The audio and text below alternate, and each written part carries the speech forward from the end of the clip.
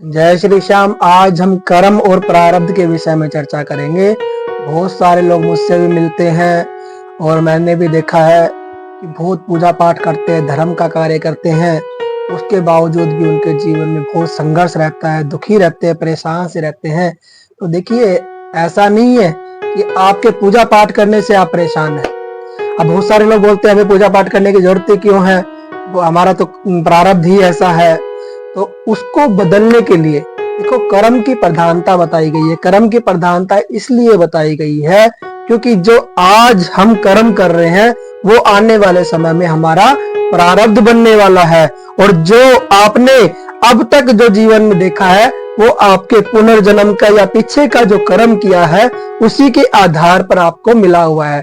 जैसे कि आपने देखा होगा, बहुत सारे घरों में जो बच्चे पैदा होते हैं, जो करोड़पति घर में बच्चा पैदा होता है, वो पैदा होते ही अच्छा समृद्धवान होता है, धनवान होता है। और एक बच्चा तो एक गरीब घर में पैदा होता है जिसके पास खाने तक के दाने नहीं होते हैं।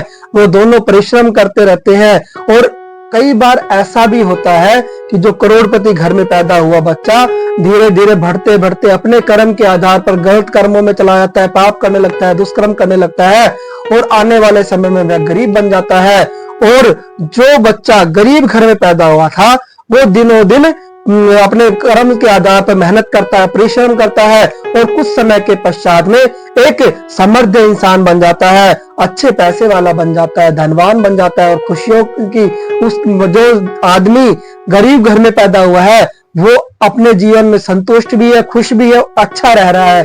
जबकि जो अमीर घर में पैदा हुआ था उसके जीवन में धन तो बहुत था लेकिन उसको परिवार का बराबर प्यार नहीं मिल पा रहा था, चिड़चिड़ापन ज्यादा था, बहुत गुस्सा आता था। क्रोधित होने की वजह से वह बुरी संगतों में चला जाता है। बुरी संगतों में जाकर के धीरे धीरे करके वो जो उसके पास धन है वो भी सब व्यर्थ ही गवा देता है और लास्ट में उसके जीवन में बहुत सारे कष्ट आने लगते हैं।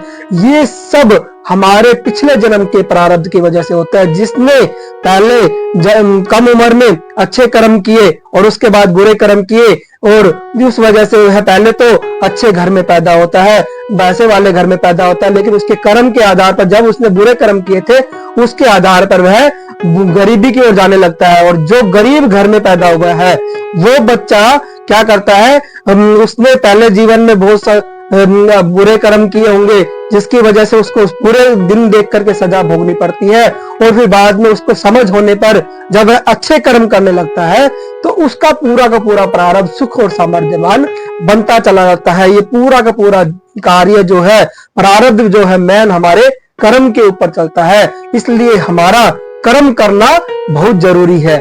जय श्री श्याम।